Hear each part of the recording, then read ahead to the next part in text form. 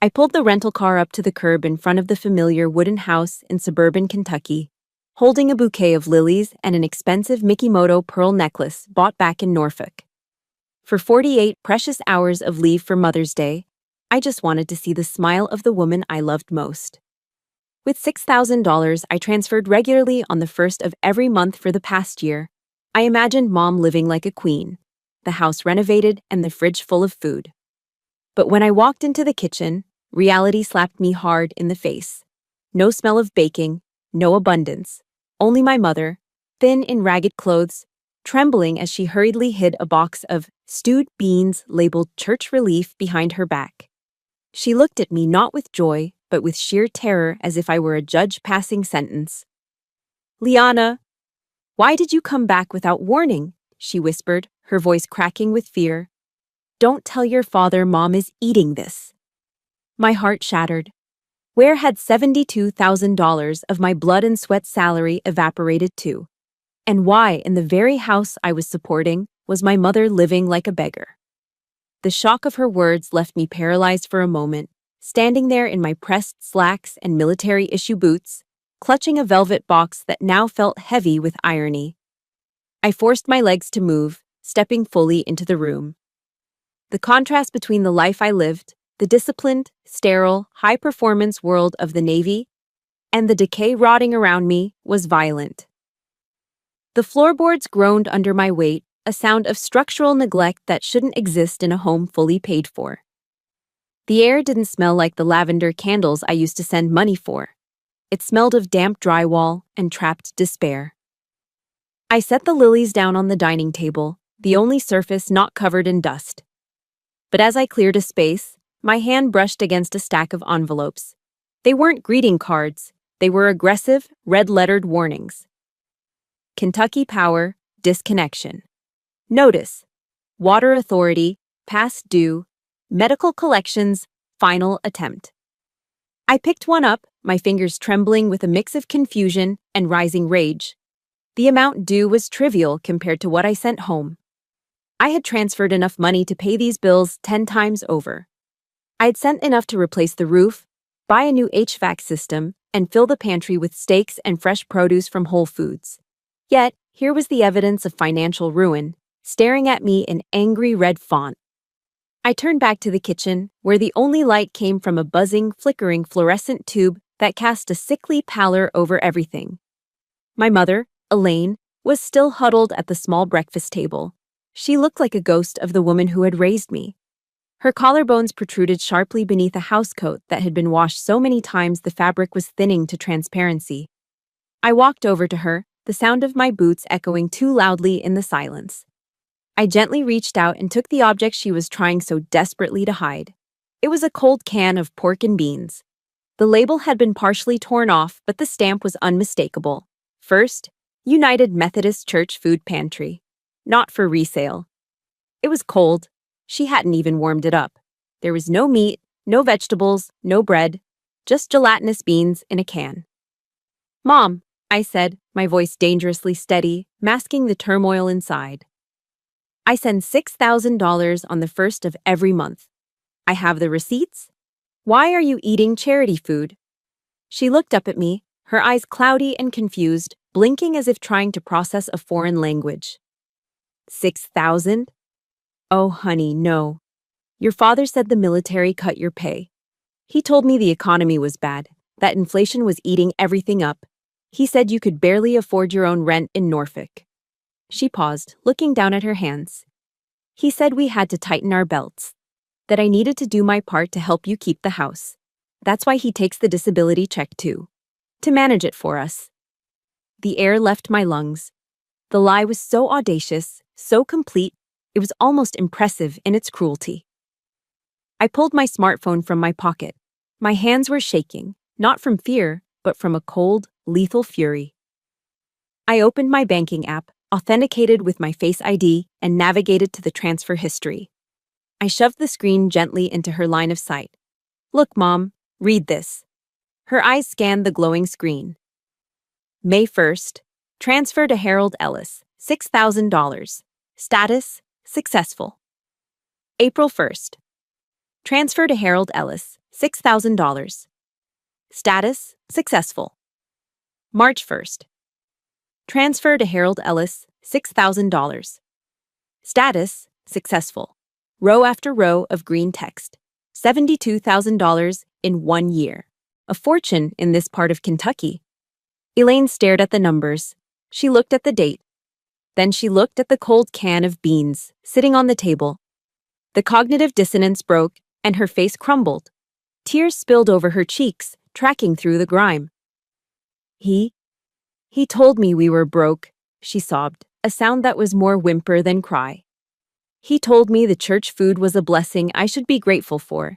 He made me walk there, Liana. He made me stand in line. I felt a physical pain in my chest, sharp and hot.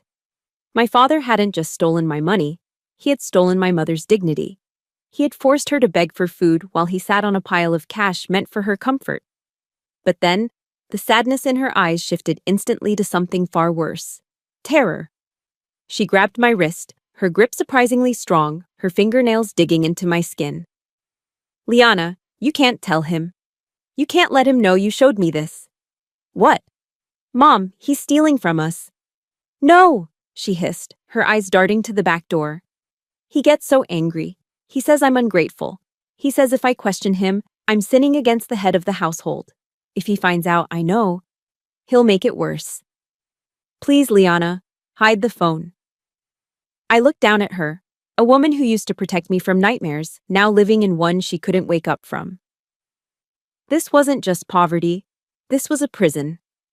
The peeling paint and the cold beans were just the scenery. The real story was the fear in her eyes. I pulled my hand away, my resolve hardening into diamond. I wasn't just a daughter visiting for the weekend anymore. I was an officer who had just identified a hostile threat inside the perimeter. I'm not hiding anything, Mom, I said, my voice dropping to a low, commanding register. Just then, the sound of gravel crunching outside broke the silence. The heavy, throaty roar of a large truck engine cut through the humid afternoon air. The enemy wasn't overseas. He was pulling into the driveway. The heavy back door slammed open with enough force to rattle the lone window pane in the kitchen frame. A gust of humid air followed, carrying the pungent, unmistakable stench of stale cigarette smoke and cheap domestic beer. The silence that had enveloped my mother and me was shattered instantly. Harold and Mark Ellis walked in like they owned the world, or at least like they hadn't a care in it. My father, Harold, was a large man, but not in a muscular way. He carried a heavy paunch that strained against the fabric of his shirt. His face flushed a deep, unhealthy crimson from years of high blood pressure and day drinking. But what caught my eye wasn't his health. It was his attire. He was wearing a brand new Columbia PFG fishing shirt, crisp, vented, likely $60 or $70 at the sporting goods store. On his head sat a fresh camouflage trucker hat. Trailing behind him was my brother Mark, 34 years old, unemployed, and currently dragging a massive white Yeti cooler across the linoleum. I knew exactly how much those coolers cost. That was a $300 cooler dragging across a floor that hadn't been replaced since the 90s. The visual contrast made my blood run cold. Here was my mother, skeletal and trembling in a threadbare housecoat, eating charity beans. And there stood the men of the house, looking like they had just won a lottery, smelling of leisure and excess. When Harold saw me standing in the center of the kitchen, the boisterous grin on his face vanished. There was no fatherly warmth, no surprise, no joy. Just a flash of irritation, like a child caught with his hand in the cookie jar. "What the hell are you doing here?" Harold barked, bypassing a greeting entirely.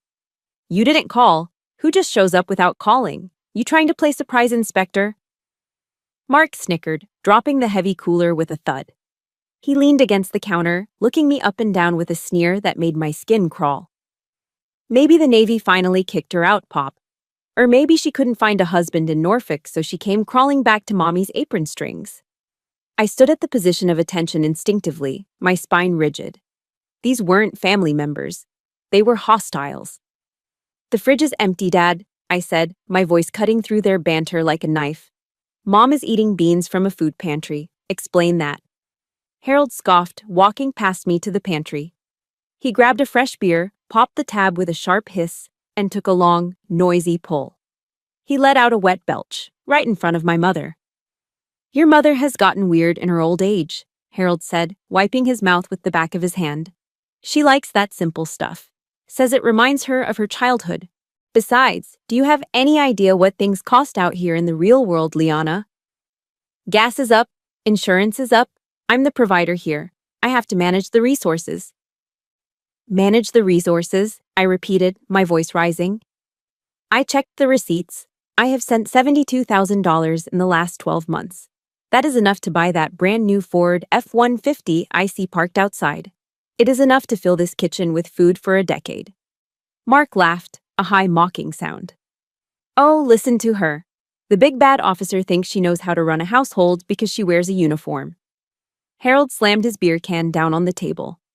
Foam erupted from the top, splashing onto the table and splattering onto my mother's faded housecoat. Mom flinched violently, shrinking into her chair. "I'm sorry, Harold," she whispered, wiping at the beer stain on her ragged clothes. "I'm so sorry, I'll clean it up." She was apologizing. For his mess. Something inside me snapped.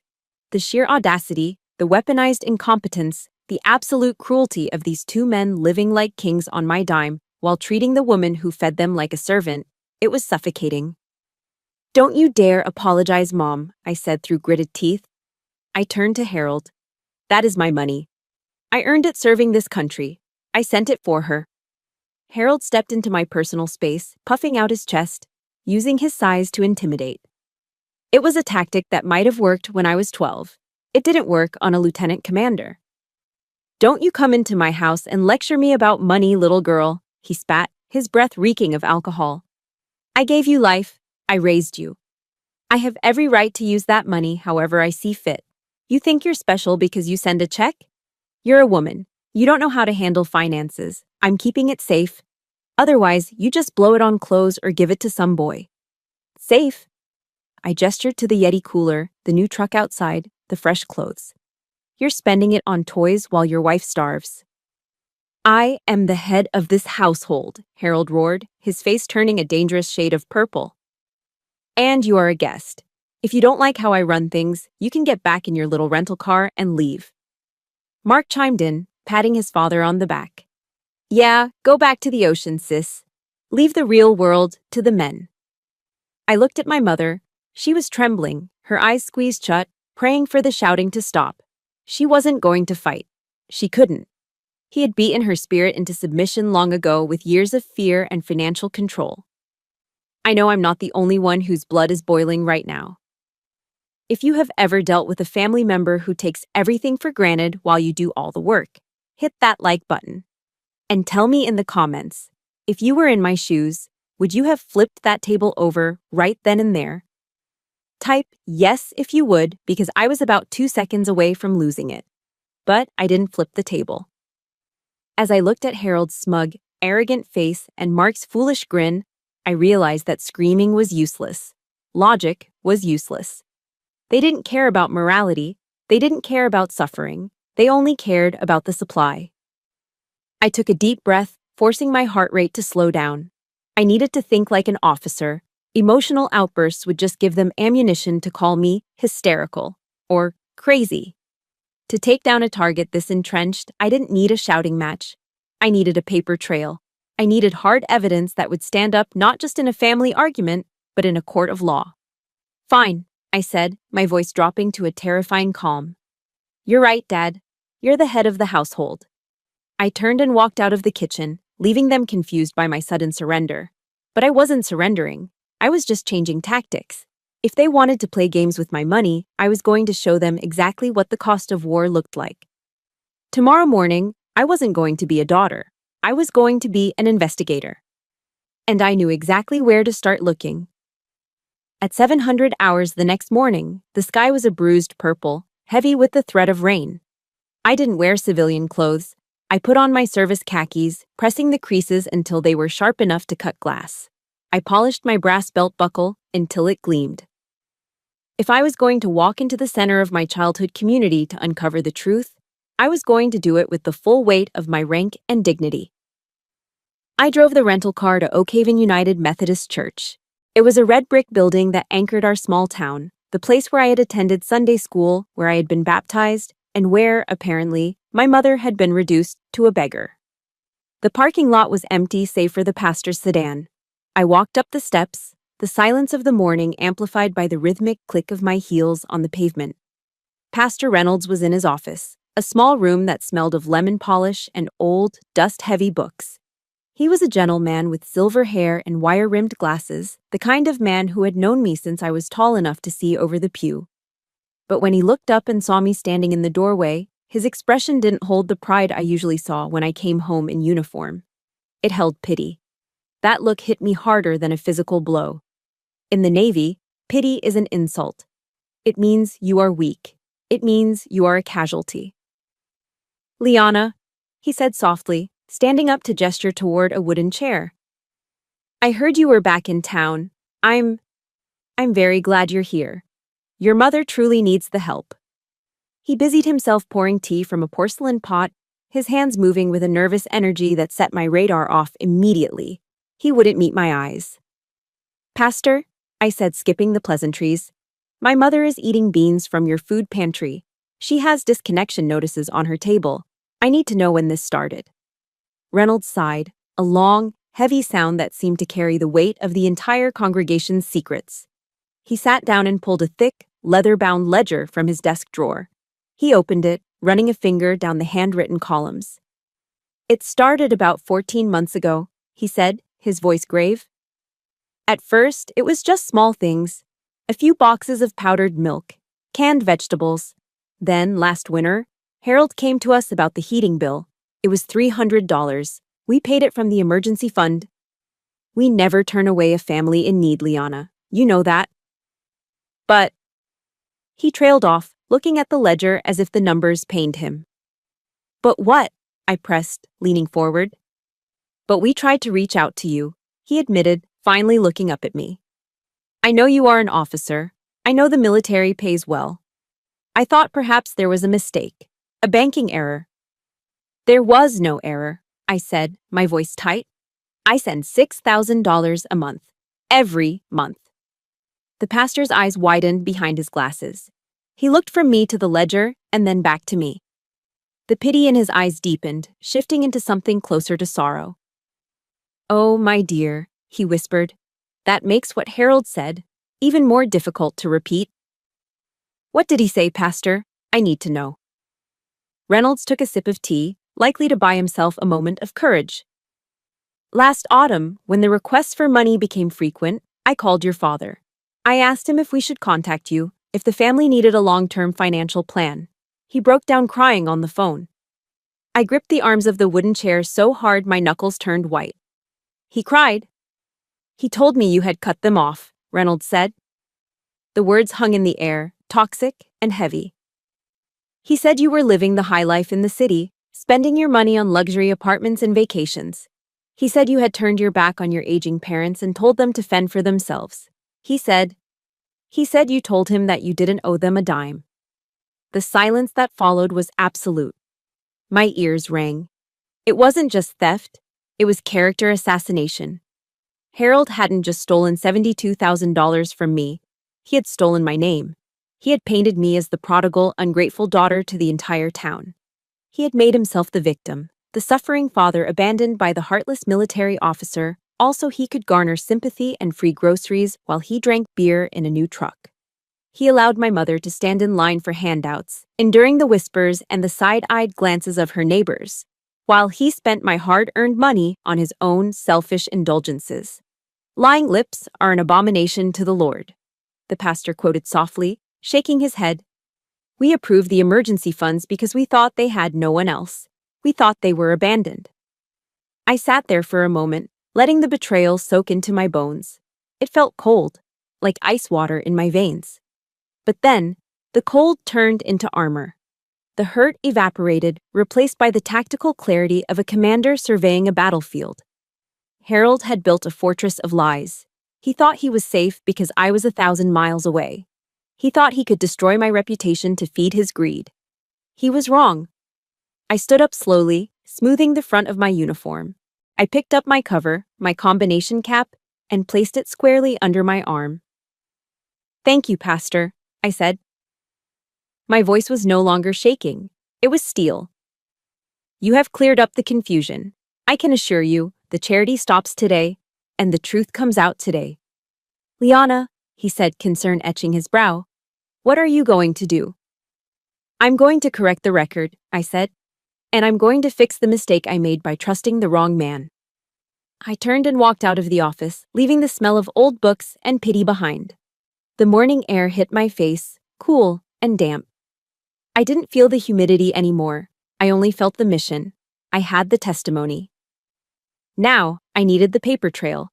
I needed to see exactly where $72,000 went, penny by penny. And I knew exactly where Harold kept his secrets. It was time to raid the command center. By noon, the house was finally silent. Harold and Mark had piled into the truck, loud and boisterous, heading to the Oak Haven Tavern to brag about a fishing trip where they hadn't caught a single thing. They left behind a cloud of exhaust and the quiet opportunity I'd been waiting for. I stood in the hallway, staring at the door to my father's home office. It was a solid oak door, the only one in the house that hadn't been battered or neglected. Taped to the center was a handwritten sign on cardboard. "Private property. Keep out." It was the kind of sign a teenager puts up, but here it carried a genuine threat of violence. For a civilian, a locked door is a stop sign. For a naval officer trained in damage control and security protocols, a cheap interior privacy lock is a joke. I pulled a bobby pin from my hair and slipped a small penknife from my pocket. I knelt, inserted the tension tool, and raked the pin across the tumblers. It took less than 6 seconds. Click. The lock turned. I pushed the door open and was immediately hit by a wall of stale air. It smelled of unwashed laundry, old pizza boxes, and the sharp chemical tang of cheap Winston cigarettes. I stepped inside, closing the door softly behind me. This was Harold's sanctuary, his man cave. The room was a pigsty, but in the center of the filth sat a shrine to modern technology. A massive curved gaming monitor, easily $1,000, glowed softly on a reinforced desk. Beside it was a high-end gaming PC tower with red LED lights pulsing like a heartbeat. I sat in his leather executive chair, which groaned under my weight. I woke the computer. A password prompt appeared. I didn't need to be a hacker to bypass this security. Stuck to the bottom of the monitor, on a bright yellow post-it note, was a scribbled code, King Harold 1960. The arrogance was breathtaking. I typed it in. The screen flashed to life. I opened the browser and went straight to the history. I wasn't looking for job applications or investment research. I knew better. The list that scrolled past my eyes made my stomach turn. Bet365, sports betting and odds, Pornhub. Premium, subscription active. Seeking arrangement, find your sugar baby today. I felt bile rise in my throat. Seeking arrangement. My father, a 60-year-old man living off his daughter's charity, was on a website pretending to be a wealthy benefactor to young women, likely college students who needed tuition money. He was playing the role of a millionaire while his wife ate expired beans. "Focus, Liana," I whispered to myself. "Get the numbers." I navigated to the bank's website. The browser auto-filled the login credentials. I clicked statements. I didn't just look at them. I sent the command to print the last 12 months. The laser printer in the corner whirred to life, a mechanical sound that seemed deafening in the quiet house. While the pages churned out, I watched the digital transaction log. The numbers weren't just data points, they were knife wounds. May 2nd. Oak Haven Guns and Ammo. $1,200. Mom had told me last week she was splitting her blood pressure pills in half because she couldn't afford the refill. Harold had bought a new rifle instead. May 5th. Dragon Warrior Game Store.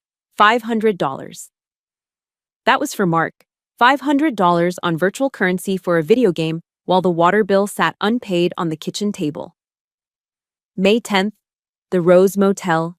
$300. My breath hitched. The Rose Motel was a seedy spot on the edge of the county, known for hourly rates. He wasn't just looking at girls online, he was meeting them. I scrolled further down. Dozens of transactions for $50, $75, $100, Chatterbait tokens, OnlyFans tips. I looked at the summary at the bottom of the screen. Every month, by the 25th, the balance was zero. Zero. There was no savings account. There was no rainy day fund. He burned through $72,000 a year on lust, gambling, and toys, leaving exactly nothing for electricity, heat, or food. I grabbed the stack of warm paper from the printer tray. This was it. This was the devil's ledger. It was undeniable proof of financial abuse and adultery. I was just reaching for the stapler when a sound froze the blood in my veins. Crunch. The distinctive sound of heavy tires rolling over gravel. I checked my watch. They had only been gone 40 minutes. Why were they back? The roar of the Ford F-150's V8 engine cut out abruptly just outside the window. A car door slammed. Then another. "I told you I forgot my wallet, you idiot." Harold's voice boomed from the front porch, muffled but clear. "Stop whining and get inside." I'm going, Mark yelled back. Heavy footsteps thumped onto the wooden porch. I was trapped. I shoved the stack of papers inside my uniform jacket, zipping it up to my chin. My heart hammered against my ribs, a frantic drumbeat of adrenaline. There was no back exit from this room. The window was painted shut. "Mark, go grab it off my desk," Harold shouted from the kitchen, "and grab me a beer while you're at it." Yeah, Mark muttered. The footsteps were in the hallway now, heavy, getting closer. I looked around frantically. There was nowhere to hide. The closet was bursting with junk. Under the desk was too exposed. The doorknob to the office began to turn. The doorknob to the office jiggled, then stopped. It was locked, of course. For a split second, silence hung in the hallway, heavy and suffocating. "Damn it," Mark's voice muttered from the other side. "Dad, did you lock this?" "I don't remember," Harold shouted from the kitchen. "Just jiggle it, the latch sticks." I didn't wait. As Mark took a step back to likely throw his shoulder against the wood, I silently unlocked the mechanism from the inside, turned the handle, and slipped out, moving with the speed and silence of a ghost. I didn't head for the kitchen. I ducked immediately into the guest bathroom right next door and slammed the door shut just as Mark stumbled into the hallway. He spun around, startled by the noise. "Liana, what the hell are you doing lurking around?" I flushed the toilet to create a sonic cover and cracked the door open, feigning annoyance. "I'm handling some feminine business, Mark. Do you want a detailed report, or can you give me some privacy?" Mark's face twisted in immediate, predictable disgust. Like most men of his emotionally stunted variety, the mere mention of anything related to female biology was like kryptonite. "Gross. Keep it to yourself. Just stay out of Dad's way." He grumbled something about me being a moody spinster and disappeared into the office to fetch the wallet. I let out a breath I didn't realize I had been holding. My hands were shaking, not from fear, but from the adrenaline of the close call. I could feel the stack of warm printer paper burning against my chest, inside my jacket. I waited until I heard the heavy thud of Mark's boots returning to the kitchen, followed by the crack of another beer can opening. "Now!" I moved to the kitchen doorway. Mom was wiping down the counter, her movements robotic and fearful. I walked up to her, grabbed her hand gently, and whispered, "Come with me." "Now." "Liana, I can't," she whispered back, eyes darting to the living room where the TV was blaring a football game. "Dinner." "Dinner can wait. This cannot."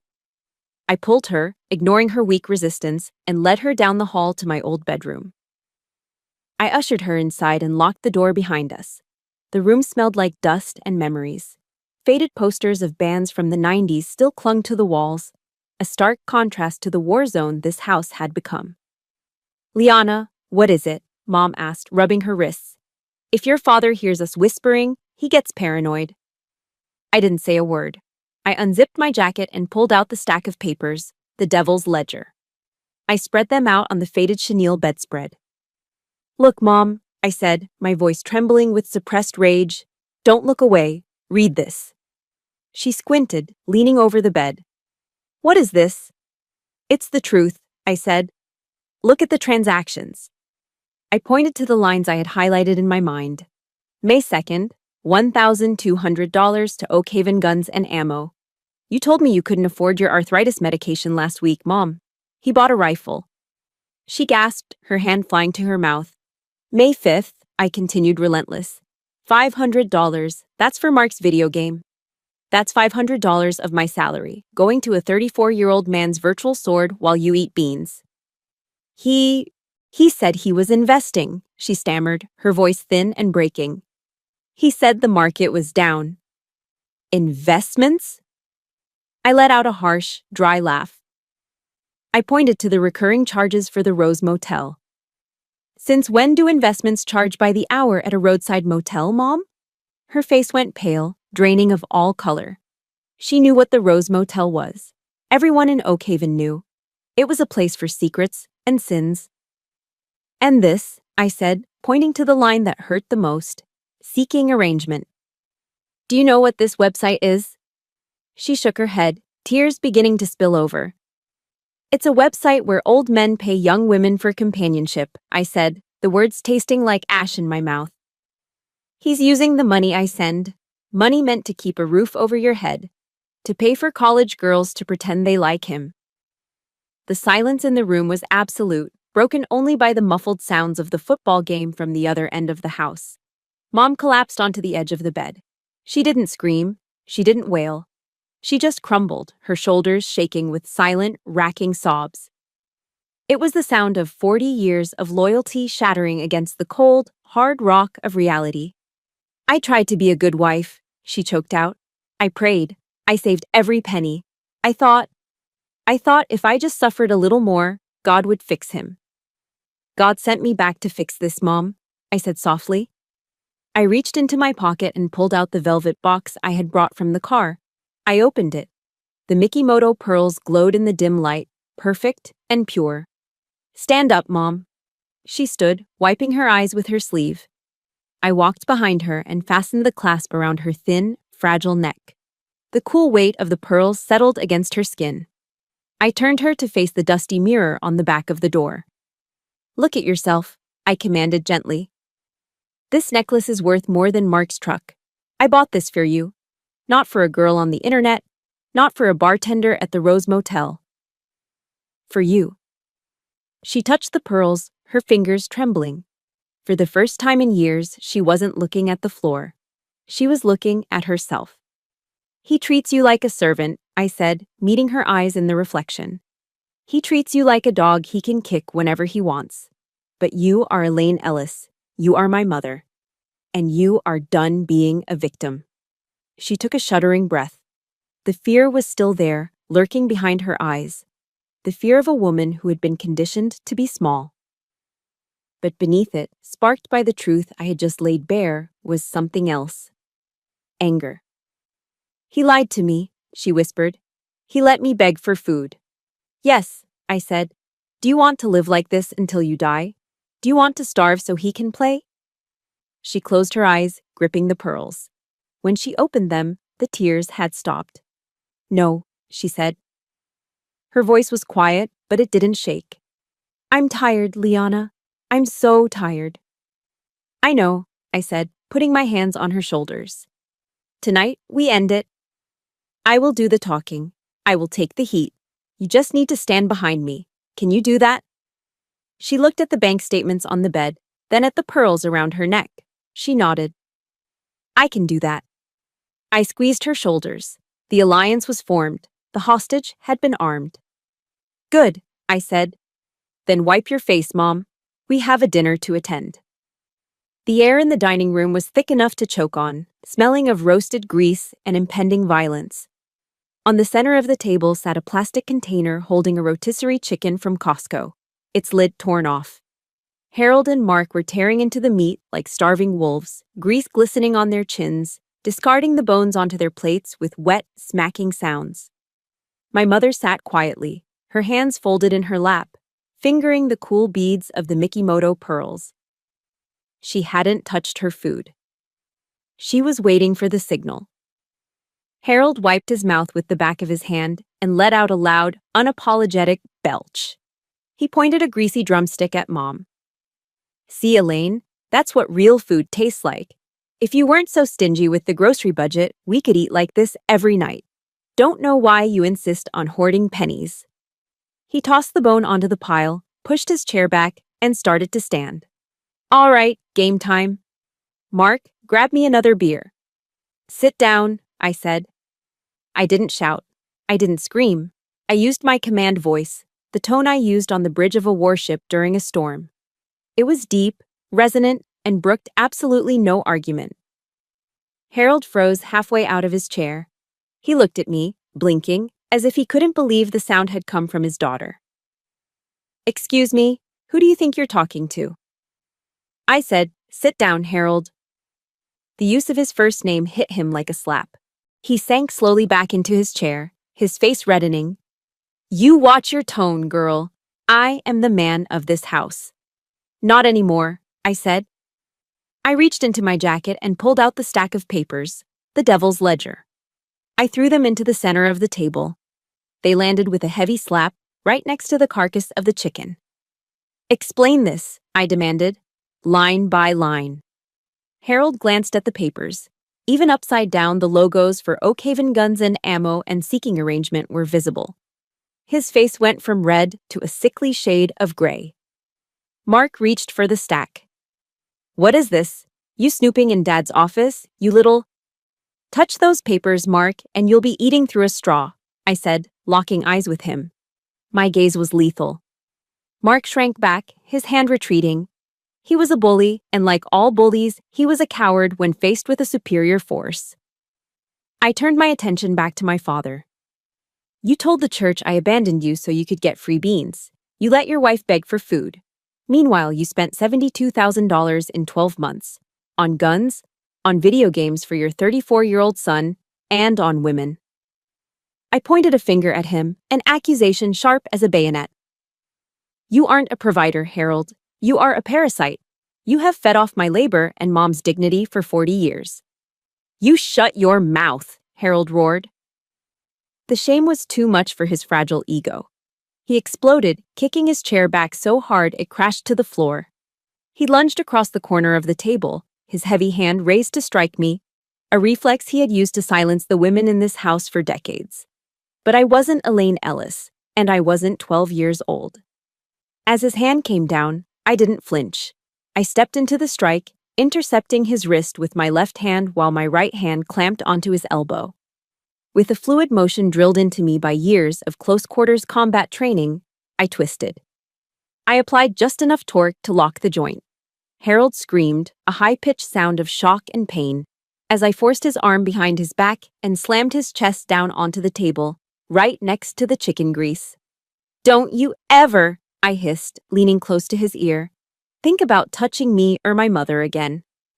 I applied a fraction more pressure. He whimpered. I am a lieutenant commander in the United States Navy, I whispered. I am not your punching bag, and neither is she. Mark had scrambled out of his chair, pressing his back against the refrigerator, eyes wide with terror. He made no move to help. I know everyone listening has wanted to do this to a bully at least once in their life. If you are cheering for Liana right now, smash that like button. And tell me in the comments, type justice, if you think Harold deserved even worse than a twisted arm. I want to see 1,000 justice comments right now. I released Harold, shoving him back into his chair. He rubbed his shoulder, wheezing, looking at me with pure fear. I pulled out my phone and set it on the table. I dialed the number for Chase Bank's fraud department and hit the speakerphone button. The ringing sound echoed in the silent kitchen. Chase Bank, fraud department, a polite female voice answered. Yes, this is Liana Ellis, I said, staring dead at my father. Account ending in 4492. I am the primary account holder. Security verified, Ms. Ellis. How can I help you? I need to report unauthorized use on the secondary card issued to Harold Ellis, I said clearly. I want that card canceled immediately. Permanent block. And I want to initiate a fraud investigation into the transactions made in the last year. Harold's jaw dropped. No. Liana, wait. You can't. Done. the agent said cheerfully. The card has been deactivated. Is there anything else? That's all, thank you. Click. The silence that followed was deafening. The lifeline was cut. The free ride was over. Harold stared at the phone, his hands shaking. You killed me, he stammered. How am I supposed to buy gas? How am I supposed to eat? I'll sue you. I have rights. I looked at him, feeling absolutely nothing. No anger, no sadness, just the cold satisfaction of a mission accomplished. You have hands, Harold, I said, picking up the stack of evidence. And there are plenty of help-wanted signs in town. Welcome to reality. The court has reached a verdict. The silence in the kitchen following the disconnect tone was heavier than the humid air outside. It was the silence of a power vacuum. Harold sat slumped in his chair, the color draining from his face until it matched the gray of cigarette ash. The bluster, the shouting, the physical intimidation, it had all evaporated the moment the money supply was cut. He didn't lung at me again. Instead, he shrank. His shoulders hunched and his face twisted into a mask of pathetic suffering. Liana, he wheezed, clutching his chest theatrically. You're killing me. You know I have high blood pressure. You know my heart isn't good. You come into my house and try to give your own father a stroke. It was a performance I had seen 1,000 times, but tonight the theater was closed. I didn't even look at him. I turned to my mother, who was still standing by the table, her hand clutching the pearls I had just given her. Mom, I said, my voice leaving no room for debate. Go to the bedroom, pack a bag, only the essentials. Clothes, your social security card, your driver's license, leave everything else. We are leaving. Now. She nodded, a jerky, frightened movement, and turned toward the hallway. Suddenly, Mark scrambled away from the refrigerator, blocking the doorway with his bulky frame. His panic was real, but it wasn't born of love. Wait, where is she going? Mark demanded, his eyes darting between me and the dirty dishes on the table. She can't leave. Who's going to make breakfast tomorrow? Who's going to wash the laundry? I have a pile of clothes in the hallway she hasn't touched yet. The words hung in the air, naked and ugly. I stepped into his personal space, forcing him to take a step back. She is your mother, Mark. Not your maid. Not your appliance. Move. Mark hesitated, looking at Harold for backup.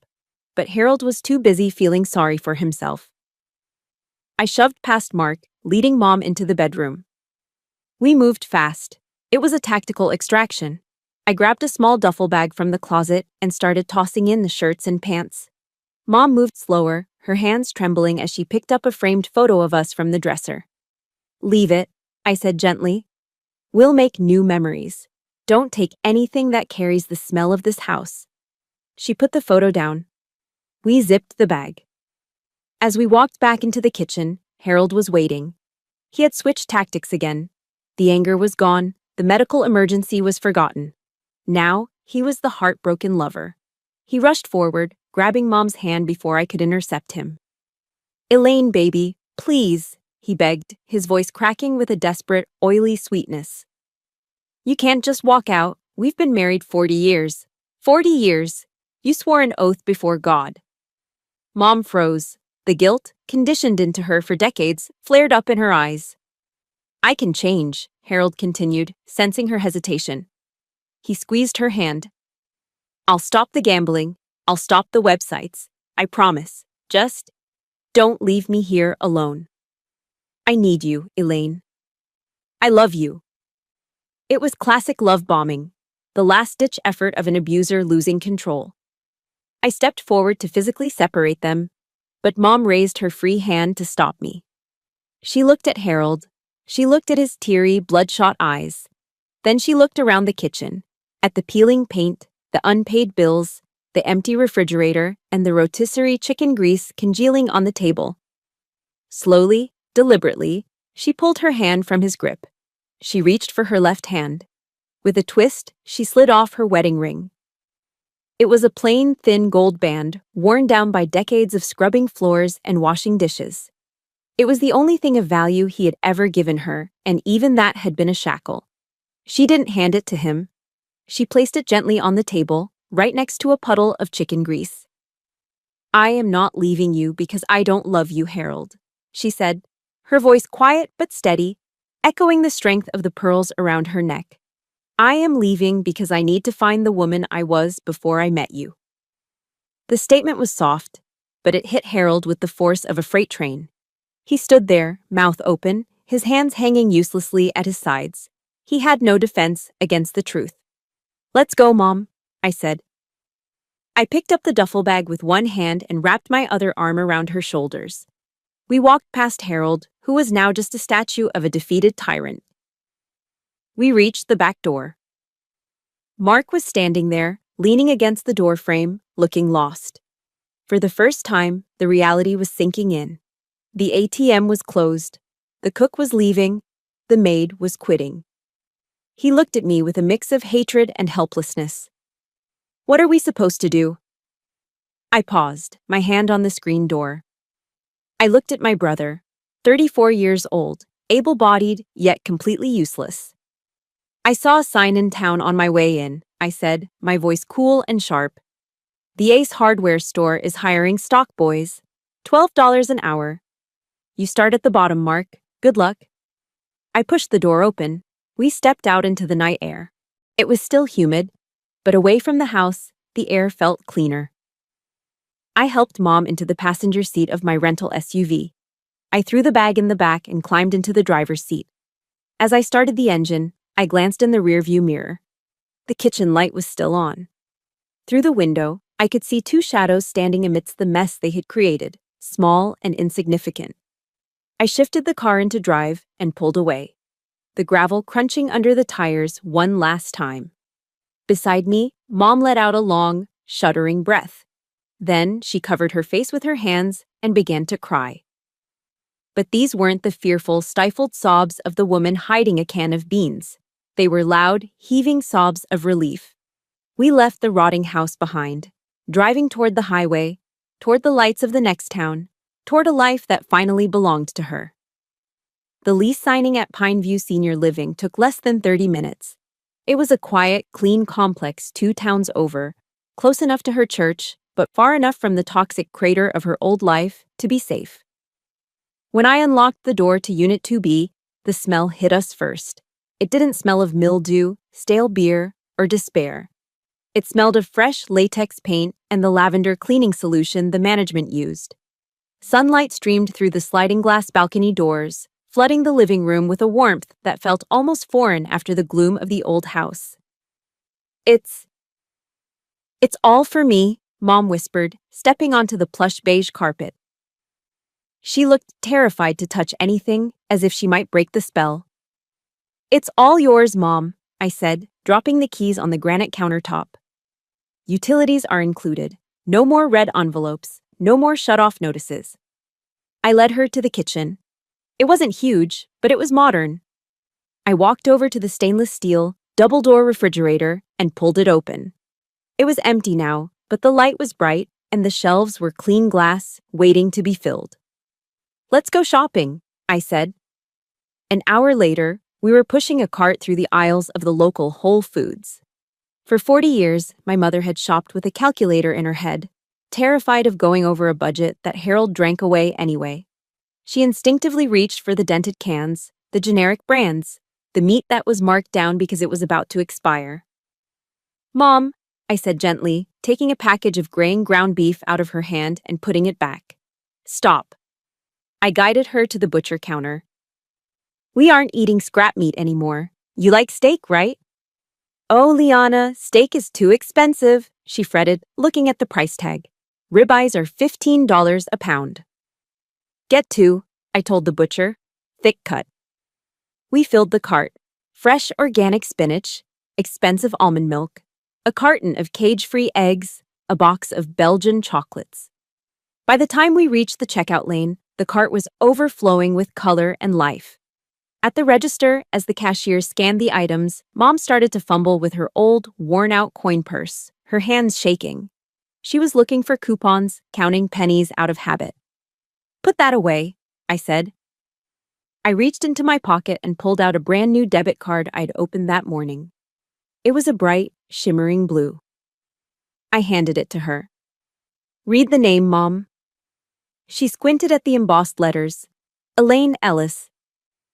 There is $2,000 in that account for this month, I said, loud enough for her to hear, but quiet enough to keep it private. This is your money. For your food. For your clothes. You don't ask me for permission, and you certainly don't ask Harold. She held the card like it was a holy relic. 2,000. Liana, I don't know if I can. You can, I smiled. Swipe it. She stepped up to the terminal. She inserted the chip. A moment later, the machine let out a cheerful beep. Approved. The sound was small, but to me, it sounded like a cannon shot. It was the sound of shackles falling off. She looked at the screen, then at me, and a genuine smile, one that reached her eyes, finally broke through. She had control. I stayed for another month, extending my leave to ensure the transition stuck. And the transformation I witnessed was nothing short of miraculous. It started with the hair. The gray frizzy bun she wore to make herself invisible was gone. In its place was a chic, chestnut-colored bob that took 10 years off her face. She bought new clothes, slacks that fit, blouses that weren't gray or brown.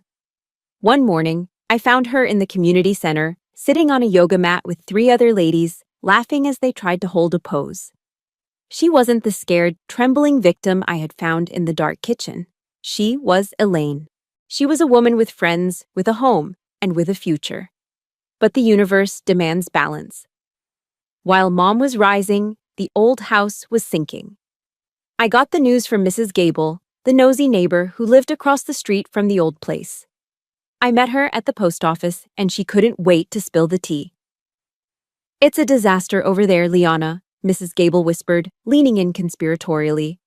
The power went out 3 days ago. Harold was screaming in the front yard, blaming the electric company, blaming the government. But we all know he just didn't pay the bill.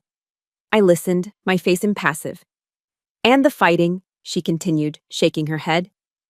Mark and Harold are at each other's throats all day, screaming about money, screaming about food. It sounds like a pack of wild dogs. Then she dropped the final piece of news. And that big truck, the Ford? The repo man came for it yesterday morning, hooked it up and dragged it away while Harold stood on the porch in his underwear, crying. Is that so? I said coolly. They're living in their own filth, Mrs. Gable tisked. Serves them right, if you ask me. They treated your mother like a servant. I walked back to my car, feeling a strange, cold sense of peace. I didn't feel happy about their suffering, but I didn't feel guilty either. I had removed the victim. Without a host to feed on, the parasites were simply consuming each other. It wasn't revenge, it was just consequences. I drove back to Pine View, where the lights were on, the fridge was full, and my mother was safe. A week before I was scheduled to return to Norfolk, the doorbell rang at Unit 2B. It was a Tuesday afternoon, humid and lazy. Mom and I were sitting on the small balcony, drinking iced tea and watching the traffic pass on the highway below. We weren't expecting visitors. The only people who knew where we lived were the pastor and Mrs. Gable, and neither of them would show up unannounced. I walked to the door, checking the peephole out of habit. The figure distorted by the fisheye lens looked familiar, but wrong. The posture was slumped. The clothes were dark and stained. I opened the door, but I kept the chain latch engaged, leaving only a 3-inch gap. Liana? It was Mark. But it wasn't the Mark I had left in the kitchen a month ago. That Mark had been boisterous, overweight, and smug, dragging a $300 cooler. This Mark looked like he had been chewed up and spit out by a trash compactor. He was wearing a dark blue mechanic's jumpsuit that was stained black with grease and oil. His face was gaunt, his cheeks hollow. He held a cheap red mesh bag of navel oranges in one hand, the kind you buy for $3 at a discount grocery store. What do you want, Mark? I asked through the crack. He flinched at the sharpness of my tone. He didn't try to push the door open. He didn't make a joke. He just held up the oranges. I brought these for Mom, he mumbled, his voice raspy. I know she likes fruit. It's not much, but... Mom appeared behind me. I saw her instinct to open the door, to feed him, to comfort him. It was the motherly reflex hardwired into her DNA, but I held up a hand to stop her. Mark needed to learn, and he couldn't learn if we cushioned his fall. "Where are you working?" I asked, looking at the grime embedded deep under his fingernails. "The tire shop down on Route 9, Mark said, looking at his boots. "I'm changing oil and hauling tires. The foreman?" "He yells at me like I'm a dog, Liana. 8 hours a day, $12 an hour. My back is killing me." He looked up, and his eyes were rimmed with red. "It's hard. I come home and I'm too tired to even shower sometimes. I just eat a frozen dinner and pass out." "That's called a job, Mark," I said coldly. "Most of us have been doing it for years." "I know," he whispered. A tear cut a clean track through the grease on his cheek. "I know that now. Listen, I wanted to say I'm sorry for everything. Without Mom there, the house is hell. Dad just drinks and screams at the TV. There's no food, there's no clean clothes. I didn't realize how much she did." Hunger and exhaustion are excellent teachers. They had taught Mark in 4 weeks what I couldn't teach him in a lifetime. "Leave the oranges," I said. "We accept the apology. But you aren't moving in here, Mark. You stay at the tire shop. You keep working.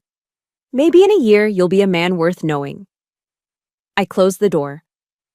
Mom picked up the bag of oranges he had left on the mat.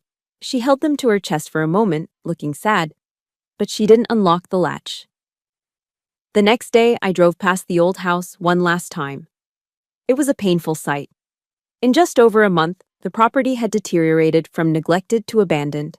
The lawn, which Mom used to nag Harold to mow, was now knee-high, a jungle of dandelions and crabgrass. A front window was broken, likely from a rage-thrown bottle, and covered with a piece of cardboard. And there, sitting on the front porch in the rocking chair, was Harold. It was 2 in the afternoon on a Wednesday, but he was sitting in the shadows, rocking slowly back and forth. A bottle of cheap bourbon sat on the floorboards beside him. He looked small. The bluster was gone. The arrogance was gone. Without an audience to intimidate and a victim to control, a tyrant is just a lonely old man. He saw my rental SUV slow down. He stopped rocking. He leaned forward, squinting, trying to see if it was salvation coming back up the driveway. I didn't turn in. I kept my foot on the gas, watching him shrink in the rearview mirror until he was just a speck of darkness against the gray siding of the rotting house. He was the king of nothing, ruling over a kingdom of dust. My phone buzzed on the passenger seat. I looked down. The screen flashed a picture of Harold, a photo from years ago, when he looked happier before I knew the truth. Incoming call. "Dad!" I looked at Mom in the passenger seat. She saw the screen. She saw the name.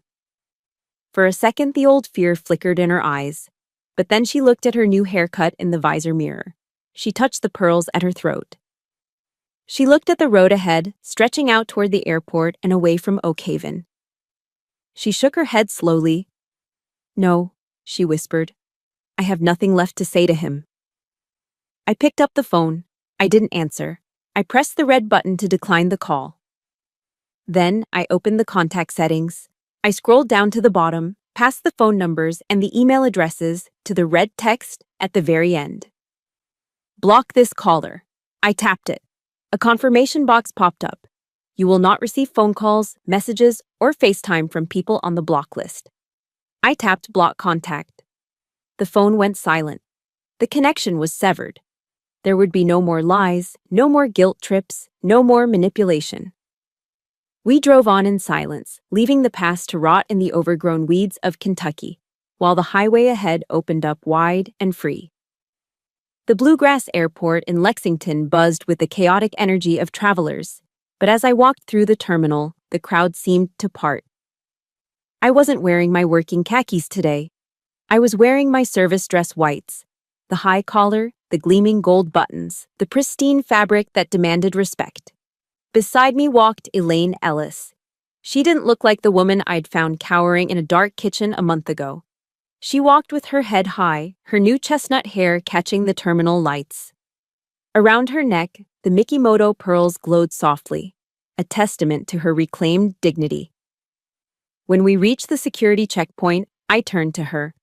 In the past, this was the moment she would have crumbled, clinging to me, weeping about how lonely the house would be without me. Today, she just smiled. It was a calm, steady smile. "Go on, Lieutenant Commander," she said, her voice clear. "The Navy needs you back." "Are you sure you're going to be okay, Mom?" I asked, searching her eyes for any trace of the old fear. She took my hands in hers. Her grip was warm and firm. "I'm not just okay, Liana. I'm free. I have my church, I have my friends, and for the first time in 40 years, I have myself." She squeezed my hand. "And I have the Lord. He walked me through the valley of the shadow of death, and he brought me out the other side." I hugged her, breathing in the scent of her lavender shampoo. It smelled like peace. "I love you, Mom." "I love you too, my warrior," she whispered. I turned and walked through the checkpoint. I didn't look back with sadness. I looked back with pride. I had completed the most difficult mission of my career, but I hadn't just saved one woman. Before I drove to the airport, I'd made one final stop at Oak Haven United Methodist Church. The memory played in my mind as I boarded the plane. I saw Pastor Reynolds sitting in his office, the same room where I had learned the ugly truth about my father's lies. This time, however, I wasn't there to demand answers. I had placed a check on his desk.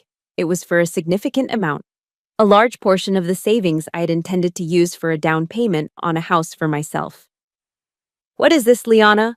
the pastor had asked, staring at the number. "This is seed money," I told him. "I want to establish a permanent fund in this church. Call it the Elaine Fund. And its purpose? It is specifically for legal aid and emergency financial assistance for women in this parish who are victims of domestic or financial abuse," I said. "I want there to be a safety net.